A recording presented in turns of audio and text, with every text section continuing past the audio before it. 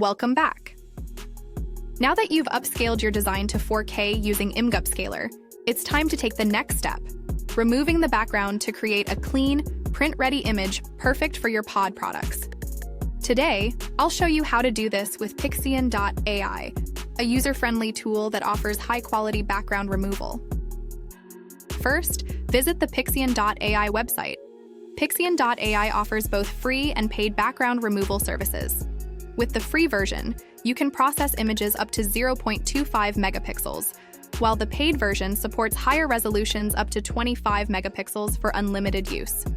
Here, you can drag and drop your upscaled image directly into the upload area or click Pick Images to Process to select your file from your computer. Pixian.ai supports popular image formats like PNG and JPEG. Once the image is uploaded, the AI will quickly analyze and remove the background, presenting you with a preview.